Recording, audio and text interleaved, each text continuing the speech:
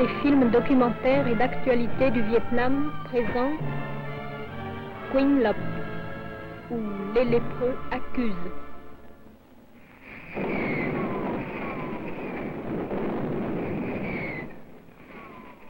Depuis des mois, l'aviation américaine multiplie ses raids contre le Nord-Vietnam.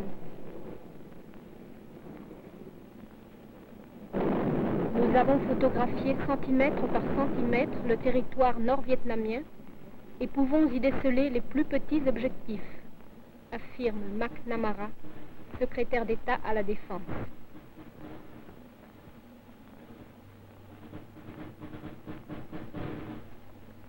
Nous ne frappons que des ouvrages en béton, en acier, non des vies humaines, proclame le président Johnson. On peut faire confiance à la technique américaine. Avec leurs engins ultramodernes, les aviateurs américains distinguent facilement une rampe de fusée d'une école, d'un hôpital. Mais peut-on faire confiance aux bonnes paroles du président Johnson ?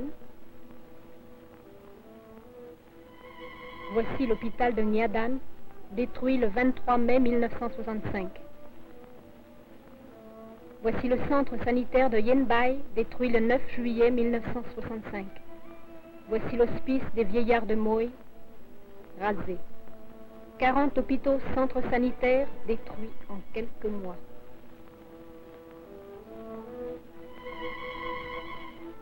Et retenez bien ce nom, Queen Lop. Queen Lop.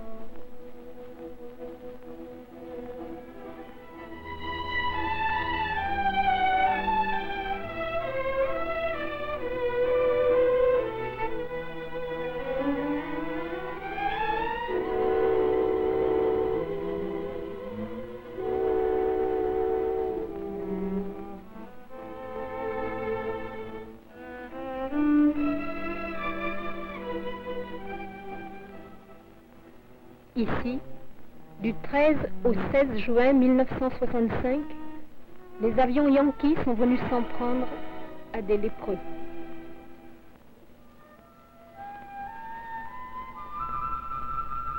Jusqu'en 1957, ici, c'était la brousse. La République démocratique du Vietnam a bâti une véritable cité dans cette belle crique que viennent caresser journellement les vents du Pacifique.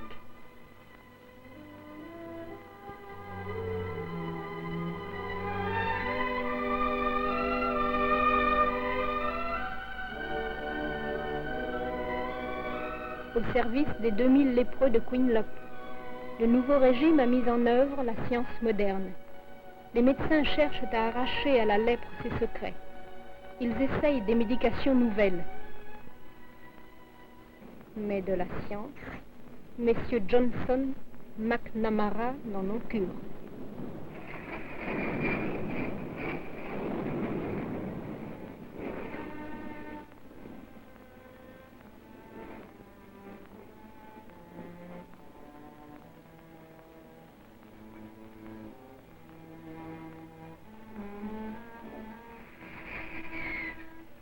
Maintenant, c'est sous les bombes que les médecins soignent leurs blessés.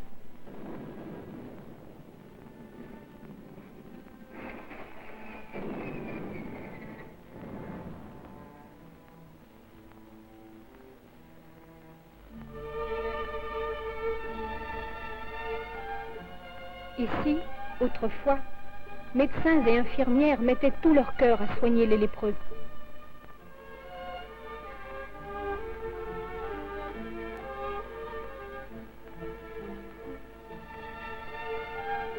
Cette main atrophiée, tordue, cette griffe cubitale comme disent les médecins.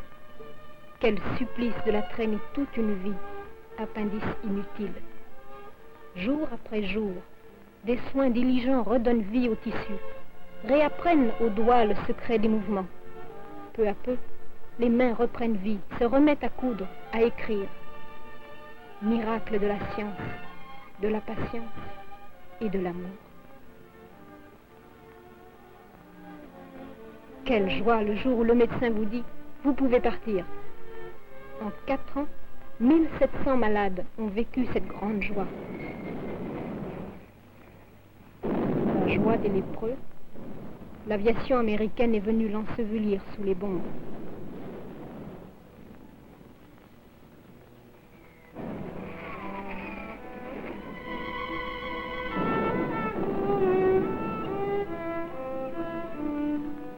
Ces lépreux guéris, déjà inscrits sur la liste des sortants, ne reverront plus jamais leurs proches.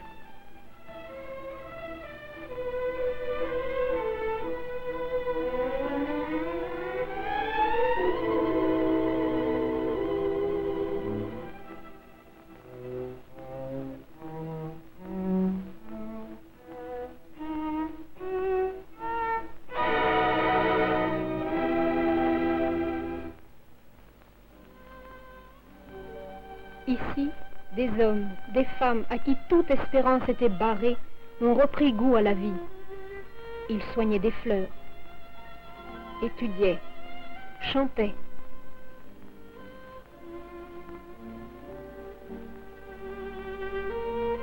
La maladie a figé ce visage, mais n'empêche pas le cœur de vibrer aux accords de la musique. Mais des fleurs, de la musique, les stratèges du Pentagone n'en ont cure.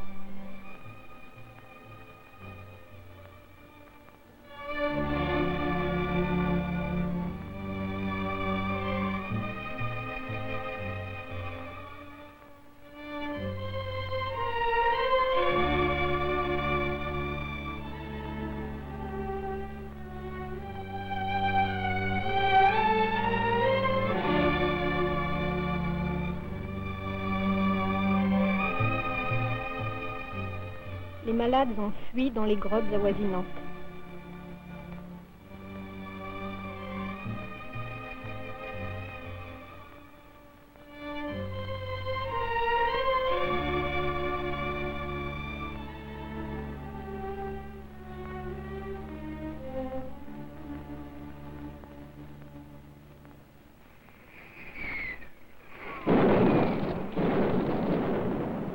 Médecins et secouristes cherchent à sauver les survivants. Mais les aviateurs yankees, décidés à parachever leur œuvre de mort, sont revenus. 15 fois en 5 jours. Les roquettes pleuvent sur les chirurgiens qui opèrent, sur les lépreux qui essayent de s'abriter.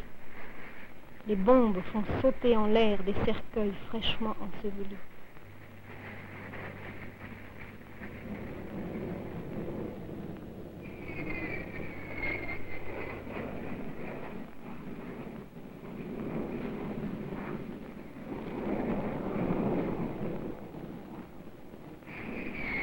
Pourquoi ce crime contre les lépreux?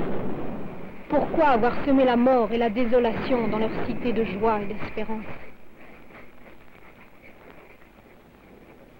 Ne dites pas qu'ils se sont trompés. Depuis 1957, par les photos aériennes, par ces espions, le commandement américain sait parfaitement ce qu'il y a à Quinlop. Cette cité de 3000 âmes, loin de toute agglomération, est facilement repérable. Non. Les pirates savent ce qu'ils font. Il s'agit de terroriser un peuple, de l'obliger à plier les genoux, de le contraindre à capituler, de détruire ses plus belles réalisations.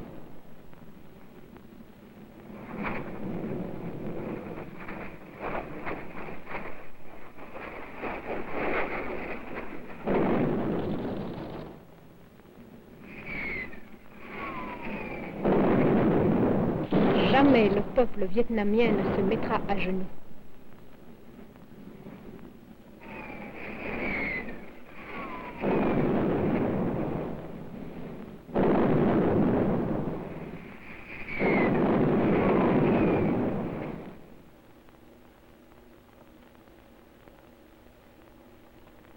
Monsieur Johnson, les lépreux de Quinlop vous accusent de crimes de guerre. Monsieur Johnson, vous pouvez toujours parler de paix, de charité. Les peuples ne l'oublieront pas, comme ils n'ont pas oublié Guernica quand on évoque le spectre de Hitler.